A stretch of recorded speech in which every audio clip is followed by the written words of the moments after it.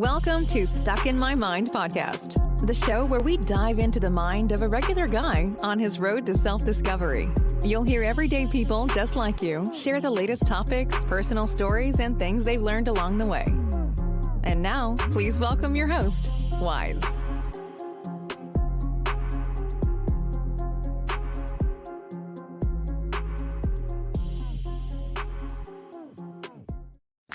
And welcome to another episode. I am your host, WIZE. I have a real special guest on today. He's an accountability and leadership speaker, an author of a best-selling book, 8 Wisdoms, and a serial entrepreneur, and CEO of Stampede Digital Systems. Welcome to the show, Bobby Glen James. Oh, thank you. Thank you. Can I say right off the bat, the name of your show, Stuck in Your Head? I'm always stuck in my head, so this is perfect.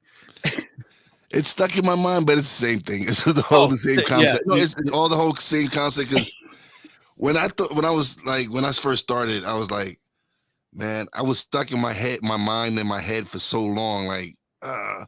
So I'm like, you know what? Let me check if they have that name. Is that the name of any podcast have that name? And they're like, no, okay, that's the name of my podcast. And Love it. And it really started with me and my nephew recording on a little Behringer studio. Because since 2019, I had wanted to start a podcast. And I was going to start off with a friend. And whatever happened, we didn't do it. So fast forward 2020, pandemic. I'm sitting here with my nephew, holding the phone to the mic, recording what he's saying. We did like 5 minutes, and Stuck in My Mind podcast was born. That's how it happens. I got with my buddy 5 years ago to create the Biz for Good show, and it was same thing. It was just like, man, we got to do this. So we did. But it's led to a lot of different opportunities for me. It's given me the opportunity to get into voiceover work, do ads for companies. I had a friend like doing the sponsor read ads for my show. I enjoy that. Like, I get to be creative. I get to write like whatever they're willing, they want me to promote. And it's opened up so many creative juices and flows that I didn't even know I had. I've started editing podcasts for other people. That's the beauty of podcasting. All these little things, and I'm like, I didn't know these are things I didn't know I could learn. It's a lot of it is self-taught. I love it because most people think, oh, podcast, I'm going to get a whole bunch of listeners and I'm going to get all these sponsors and all that crap. Man, they're missing the beauty of podcasting if that's what they're going and focusing on. Because I've had, like you, so many cool opportunities. I've had people come up to me and say, Bobby, I've heard you on your show. I want to do business with you because I know who you are. Man, such a powerful branding opportunity, podcasting. And it's just freaking fun. Yeah. To shoot the bull with people. It's fun. It is so amazing. And you don't realize that I've spoken to people from all walks of life. And when it goes down to, you have a lot of the same things in common. You have a lot of the same things in common because it's just the energy that I project and the energy that I put out. That's what I'm attracting. Yeah. So the guests that I've had on have been amazing. I've learned so much. I'm hoping the people that are listening to the podcast are learning right along with me, because this is also like I say, like it says in the intro, I'm on my path of self-discovery as well. I'm still growing and learning as a person every day. Yeah, we all are. I hope too. Yes. I hope that can I just say, can I tell you my story of where that's what you're here for. Hits me. Yeah. You said at the beginning, accountability coach, and that accountability is such an important thing for me because I haven't always been accountable. It wasn't until I became an accountable person that I truly became successful. I almost lost my marriage. I blamed my wife and my family on all my problems. Life really sucked for me. And It wasn't until I realized it sucked for me because of me that I really truly learned how powerful being accountable, no matter what that looks like, because we can blame everything out there on everything. There's always room to blame because everybody messes up, everybody screws up, everybody makes bad decisions, and I can sit here till I'm blue in the face and blame everybody for everything, and I will get nowhere, and I will do nothing, and I will be nothing. And that's why accountability has been such an important piece to me. And I want to scream it from the rooftops. You want to be successful? Then become accountable. Don't say it was because my teacher didn't push me hard enough, or if only my parents had been better parents, I'd be a more successful person. That's all bullcrap. It's not true.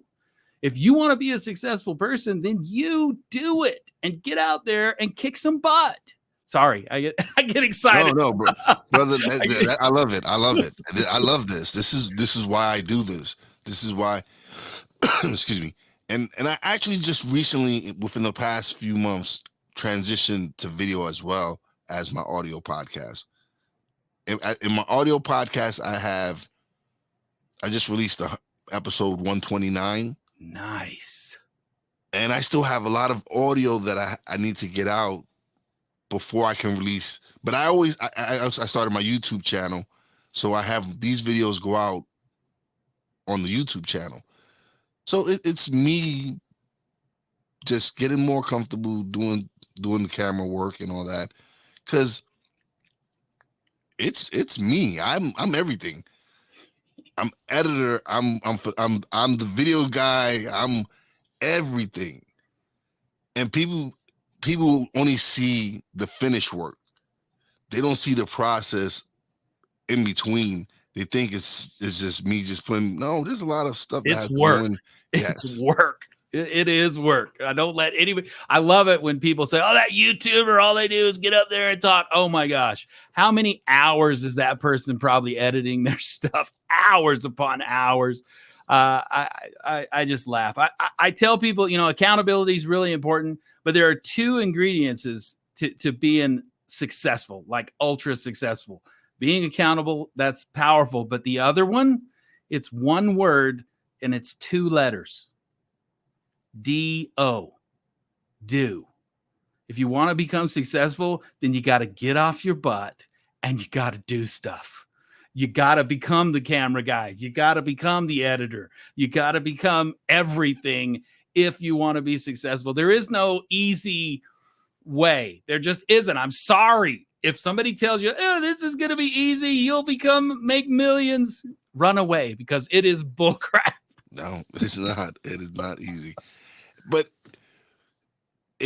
for me, it's opened up so many different opportunities. I launched an internet radio station that we're building up and getting on air talents and all that. Launched a production company, and it all started from the podcast. It just the fact that I started the podcast, and again, like I said, stepped out of my comfort zone. Yeah, it made me and switching my mindset to where I'm having more confidence in myself, believing in myself, and actually investing in my development. I've taken courses. Right now I'm taking a course in coaching. Even though I don't want to be a coach, but it's something that I want to add to what I'm learning, because I'm always talking to coaches. Now that's a lot of my guests are coaches, are teachers. So I figured, let me just take a course, learn some basic stuff, but it's me wanting to improve and develop as a host. I love that you say that, because I appreciate that when you announced me, you were almost said coach, but you didn't. Thank you for not saying coach. I love, there are some great coaches out there. I am not a coach. I do consider myself a mentor. I do mentor a lot of people, and it's super powerful, but I am not unfortunately, coach has gotten such a weird thing. And I do think we should be learning everything we can about people and how to do it. But I tell people, you should be spending 10% of your income on learning. 10% of everything you make, you should put back into stuff to learn. If you're not taking classes, if you're not growing, if you're not reading a book, man, I can't believe how many people won't read a book when I say, this book changed my life. The 4 Agreements, man, if you haven't read the 4 Agreements, freaking go out there and get that book. It will change your life if you let it. Anyway, I love hearing that you're branching out, learning and growing, because that's the key. That's a part of that taking action is learning. Anyway, again, I get excited, man. Oh no, it's. I believe me. I buy books that I read, and because you have to nurture the mind. There's so much out there to learn. You don't know everything. No, and if you think you do, that's when you're getting stupid. Yeah. Absolutely. That's what Socrates said, right? Socrates said, the man that thinks he knows it all is the one that knows very little, but the one that knows they don't know it all are the one that are wise. Yeah, and I'm learning every day, man. I'm learning every day. It's my mantra. But it's so much fun. YouTube is my best friend. Like I've learned so many different techniques. I've learned so many different things. And it's sometimes it's easier for me to learn when I can see someone doing it, and I'm like, okay, all right, this little trick here and there. So I read my books. Yes, I'm growing I'm always picking up a book when somebody recommends a book. I'm like, okay, I'll send for it, order it, and get it.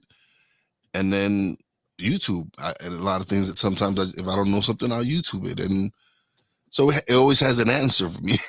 So true. I recently got into building acoustic guitars, just from out of the blue. My wife is like, what? You're going to what? But I watched at least 100 hours of YouTube videos on how to build a freaking guitar.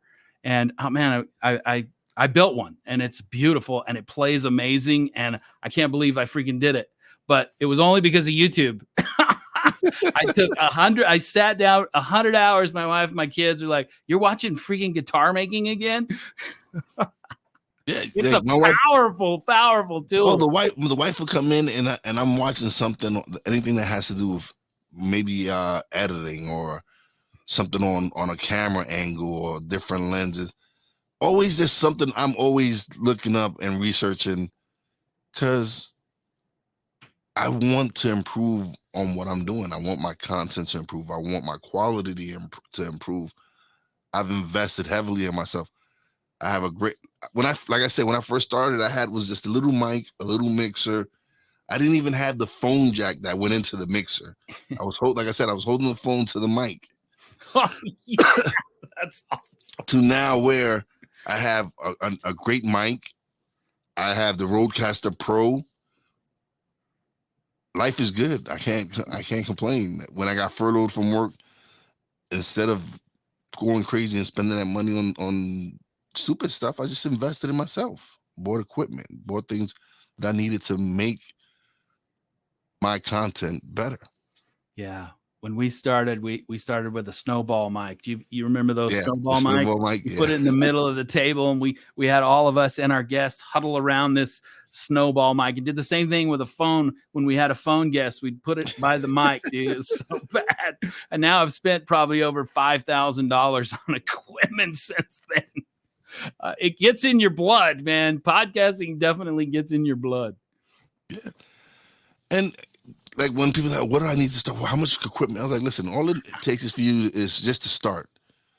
Just start. You don't have to go out and spend a ridiculous amount on, especially if it's just going to be a hobby. If it's going to be a hobby, get this. There's like $50 mics, little mixer here and there. You can spend less than $100 and start your podcast easily. We did our first 3 with our phone mic. Phone mic, and I tell you what, they sounded better than the snowball mic, truthfully. So some of our phones are like powerful.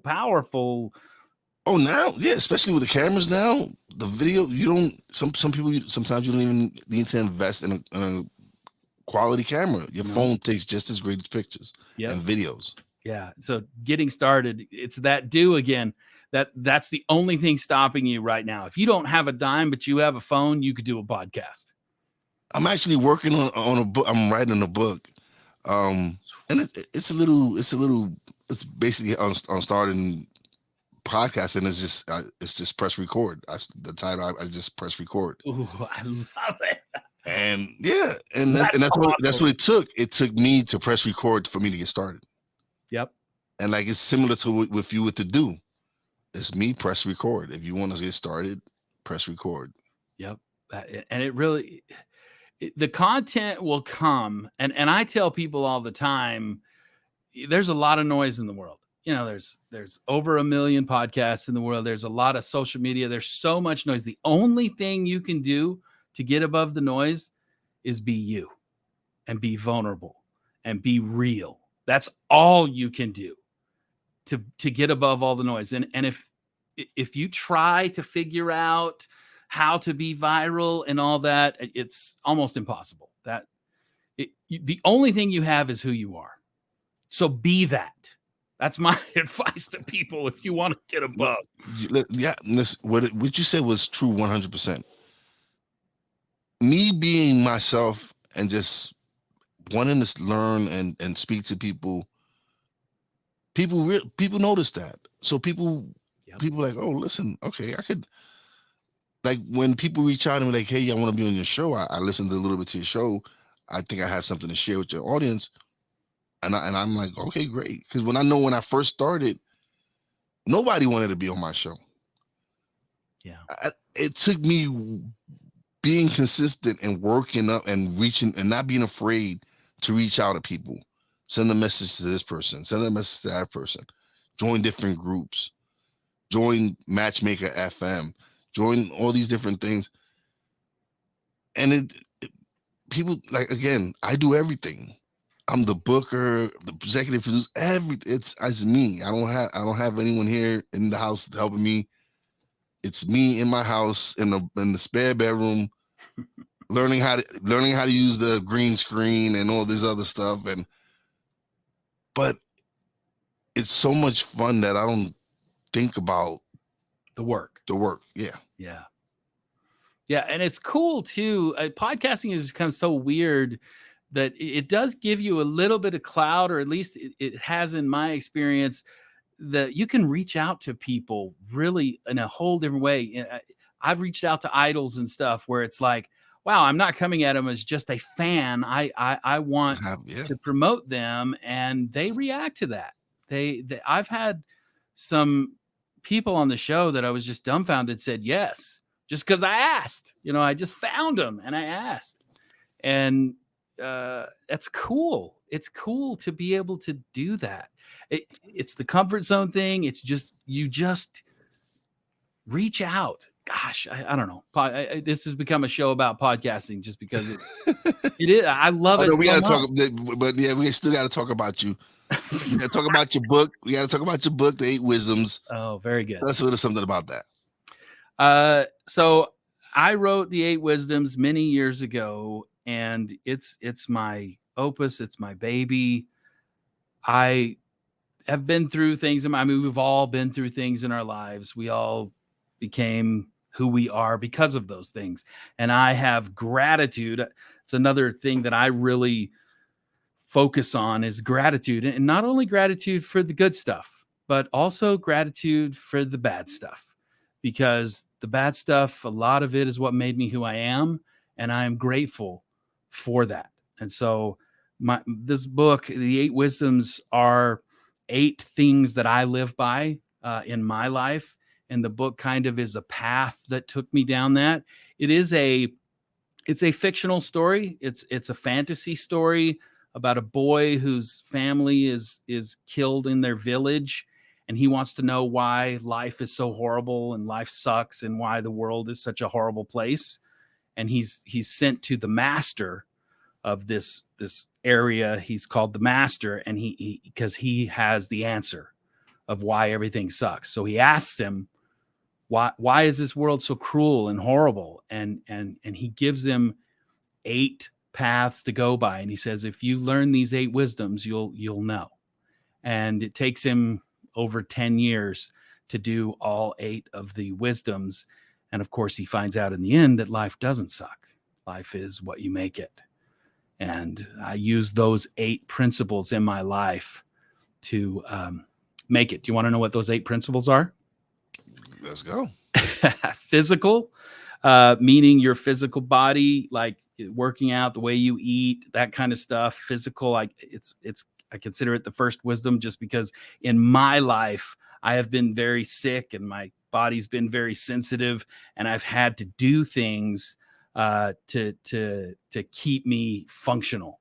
And physical has, when you're physically yucky, you can't do the do. Getting out of bed is hard. You know what I mean? So that physical is, I believe, the first piece.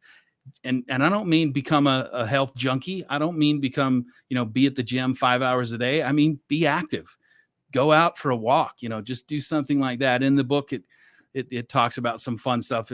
Again, it's a fantasy book, but it's also going to tell you some processes. Number 2 is learning. We should always be learning.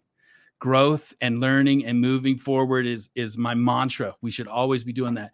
3 is spiritual, meaning whatever that means to you. Being connected with self, spirit, whatever, God, Christ, whatever you, Muhammad, you name it. Being spiritual, being connected with some outside force other than just us. And I think anybody, even an atheist, can believe that there's outside forces that we can care about, right? Anyway, that's the 3rd one. The 4th one is, sorry, the 4th one is service. So service is it.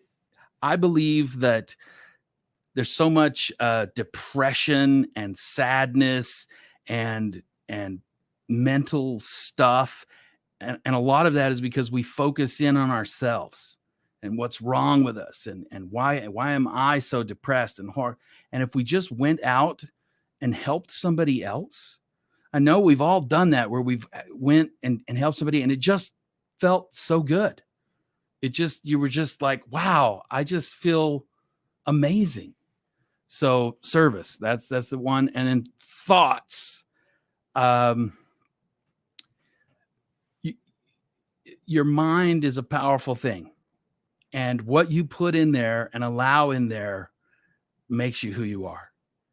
So thoughts is if you are mindful of how you're thinking, it will change everything. And then words are powerful. They can destroy, they can poison, they can build up, they can create. Words are powerful. And then relationships is the 7th wisdom. Relationships, everything. I mean, we don't get anywhere. Nobody's done anything great alone. There's always been people connected. Even this show, you do everything yourself, but you still have listeners. You still have people, guests, all that stuff. Relationships are so powerful. It's what makes the world move, right? And then the last one, the most powerful, I believe, the 8th wisdom is love. And if you lead with love, the world will be a better place. Anyway, that was a long way to introduce the book, but you know what? It's crazy because those are the things I live by. Those are the things within myself that I live by. It's just amazing that, again, it's the energy I put out there. So you attract so many like-minded people to you. And with me, with the transformation within myself to more positive thinking, words, you say words are very, yes. Watch what you say to yourself. You need probably to be most very important. You need to be very careful to what you say to yourself. So true. And people don't understand this. People don't understand that when you say, "Oh, I'm stupid. I can't do it. I can't do," that affects you. Yeah. So love yourself. Say some magnificent things. Speak very well of yourself. Yeah. It's very important, because when you say those negative comments about yourself, your mind realizes this and like, okay, you're stupid. Okay, all right, then that's how we're gonna go. You create it. Yeah. Yeah. I had somebody tell me once, Bobby, your book was really cool, but all that stuff is very simple. It's like, that's kind of, I was like, oh, okay. But he's like, yeah, it's kind of like, duh. And I said, that's funny that you would say that it's simple, and because it is. These are simple things, but I believe that if you focus on those simple things, that's where true transformation happens. It's that mindfulness. Go back to thought. If you keep this stuff in yourself mindfully, because if it's just duh, we dismiss it.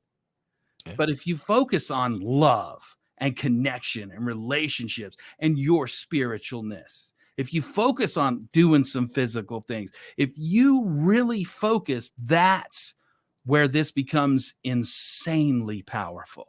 But it is simple. There's no rocket science here. No, it isn't. It's so, like, it's so simple, but people make it so difficult. We do.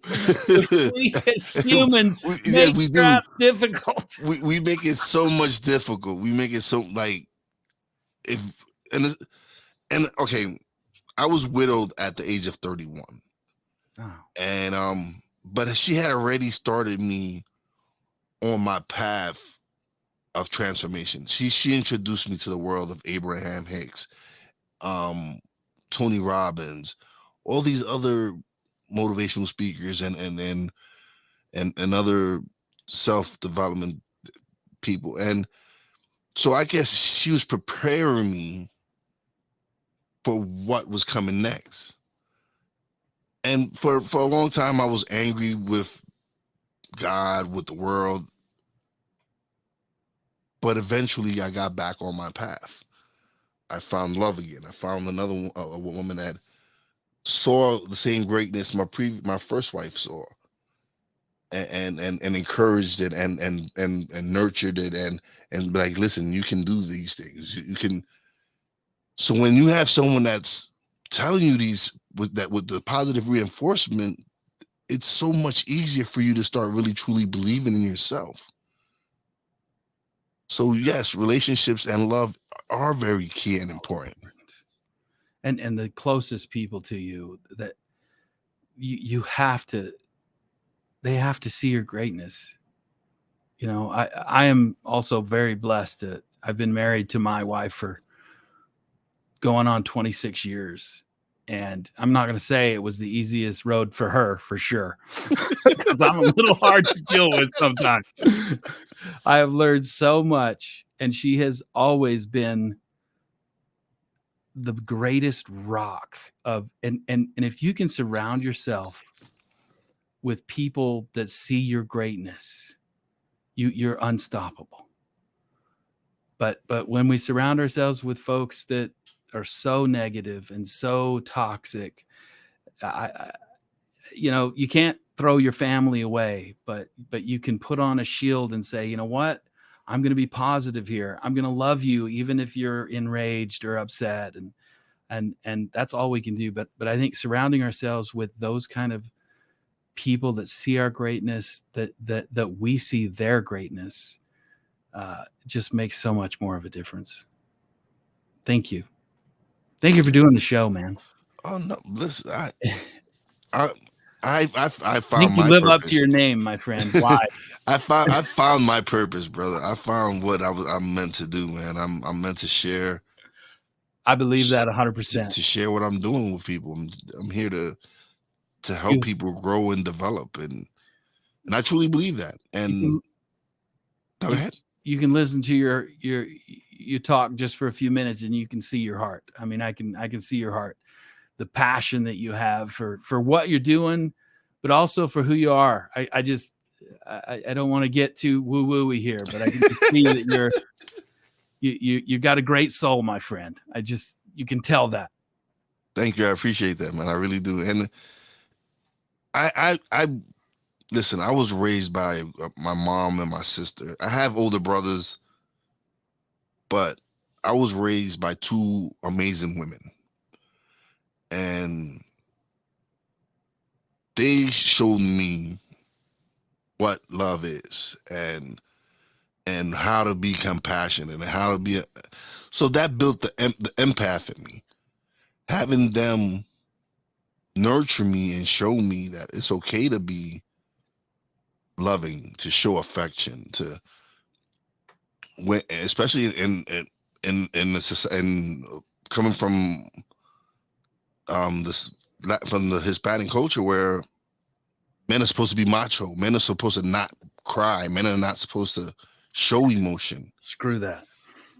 And no, and I was blessed, like I said, to be raised by two amazing women that showed me that it's okay to feel and it's okay to care for other people and to show them that you do care for them.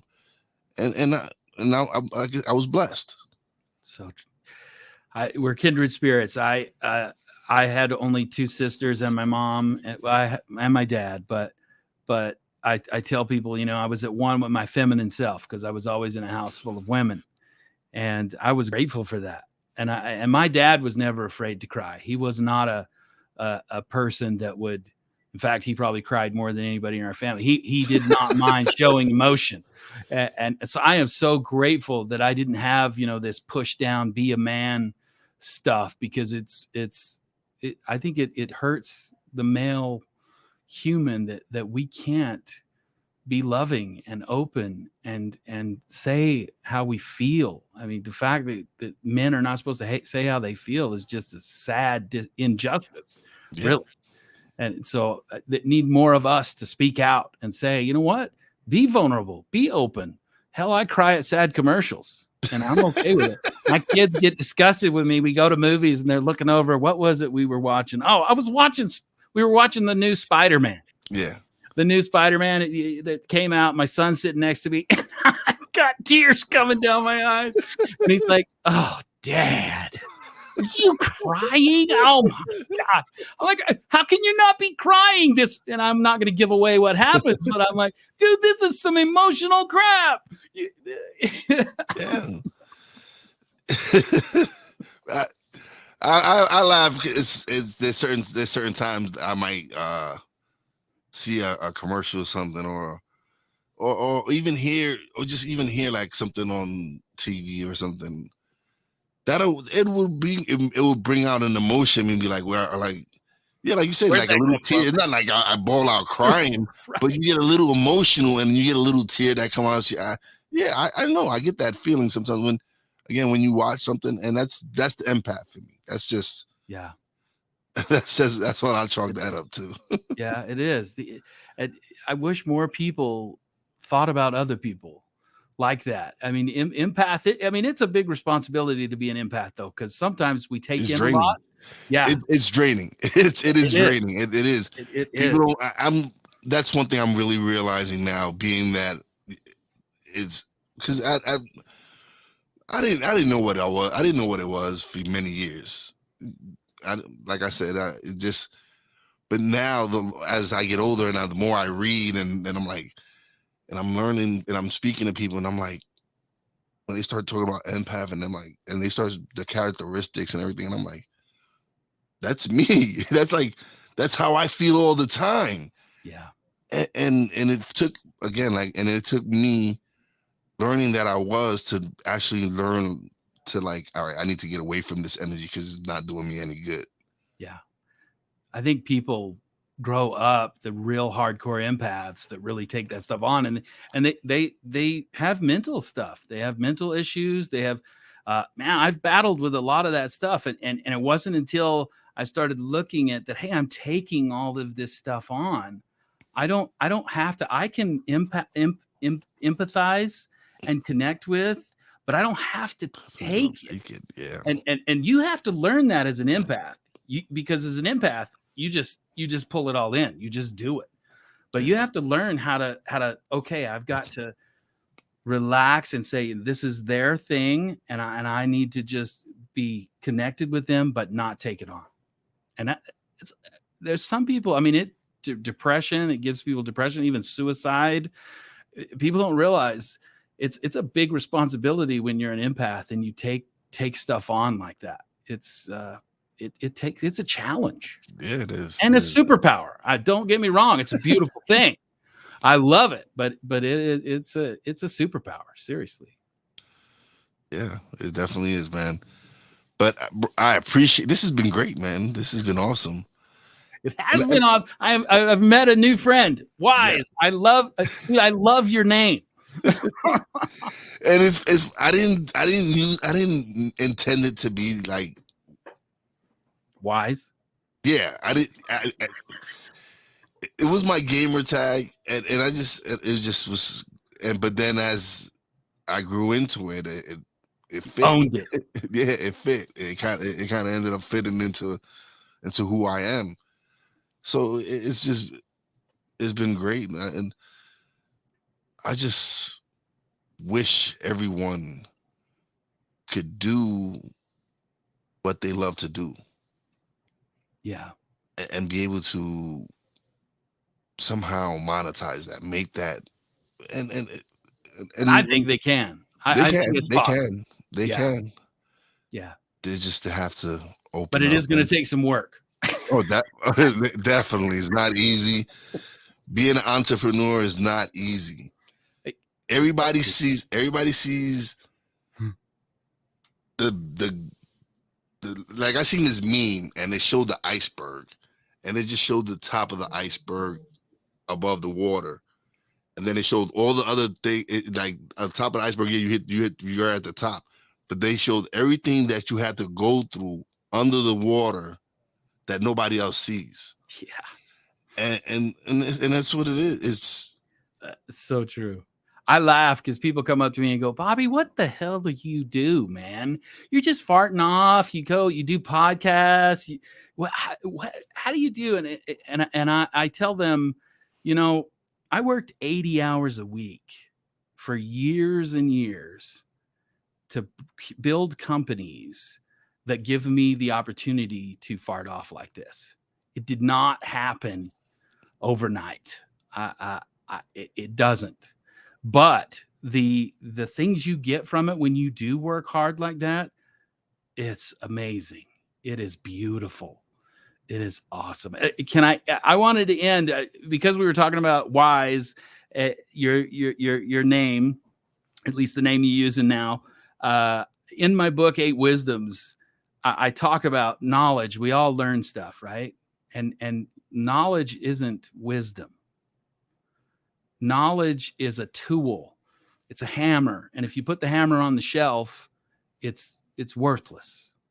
But if you use it, that's when you become wise. And I just, for some reason, I love the wisdom concept that we're learning and growing, and being wise is such a powerful, it means so much more than knowledge. And you know what I mean? So anyway, It just hit me that way, and I wanted to get that out there. But now is the part where you get to plug away, let everybody know all your websites, everything. Oh, very good. Gosh, I'm no good at the plug. I love to just talk and shoot the bull and have some fun. You can find me on BobbyGlenJames.com, BobbyGlenJames.com, 8wisdoms.com. bizforgoodshow.com. That's biz, B-I-Z, the number 4, goodshow.com. We believe that the greatest business model in the world is the good that you do. That's the whole focus of the show. You can find me on LinkedIn, Facebook, all those places. Bobby Glen James.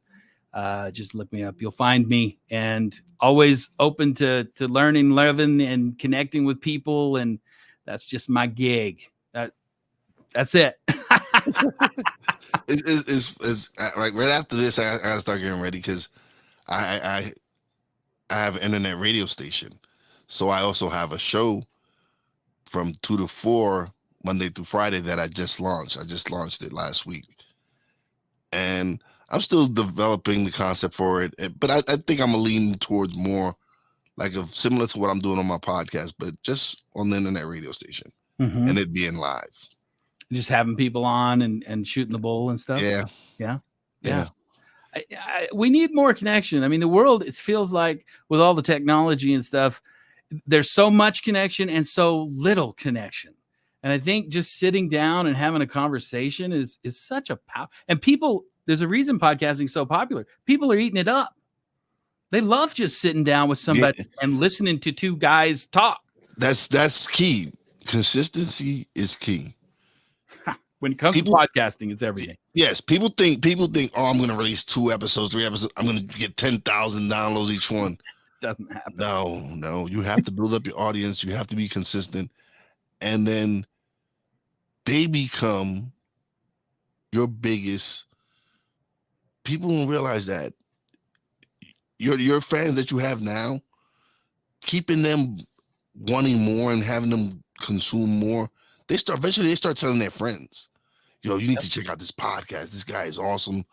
And that's where it starts. It's with word of mouth. People, yes, Facebook ads, all these other things. Yeah, they're great. But if you can really engage your listeners and get them talking, that is where you will get the explosion from. True. I'm a business guy and metrics are everything. If I've got 5 listeners and in a few months I have 10 listeners and then in a few months I have 20 listeners, then it's working. Yeah. Right. Because those 5 listeners told 5 to, you know what I mean? Because if that doesn't happen, then something's wrong with your content. Yeah. You know, some you need to figure that out, because if 5 people don't want to tell 5 more people to listen to it, then maybe it's not bingeable or it's not interesting enough or your guests are boring. I don't know. I've been again, it's with being consistent. It's with the more, of course, the more you do it, the more you're going to improve. That's all it is. It's every episode is practice. Every episode is practice for the next one. Yeah. And then for the next one. And then with each one, I'm improving. With each one, I feel each show is getting better. Each show with the next one, I feel I will do better on. Yeah. And that's just how I feel. That's how I believe. That's what I believe in. And again, it's just great because I get to speak to people like yourself and realize that there's so much good out there that we can do. There is. And like, if 1-2 people take something from this episode, I'm great. I'm happy. Worth it. I tell people all the time, if one person got something from anything I said and went out and did something better with their life, it's 100% worth it. Yep. Yeah. And it's also fun. So I guess that makes it. Yeah, it's lots of fun. But I appreciate you being on the show. Don't leave just yet. I'm gonna give my shout outs right quick, and then we'll talk a little bit, and I'll tell you about when I release it and all that. Sweet. All right, so now it's time for shout outs. Big shout out to my real WIZE fam, Poppy J, Brandy J. Love you guys. Keep up with everything you guys are doing. Big shout out to the boss lady, Fina. Love you, baby. And as always, a big shout out to all the essential workers out there. God bless y'all. Keep safe. And you know how your boy WIZE does it. Peace out. Thanks for listening. Listen on iTunes, Podbean, Spotify, and TuneIn. Find us on social media on Twitter at WIZE_B_blunt, Instagram at WIZE_B_blunt, and a Facebook fan page, www.facebook.com/WIZE76. Check back soon for new episodes. Until next time, peace out.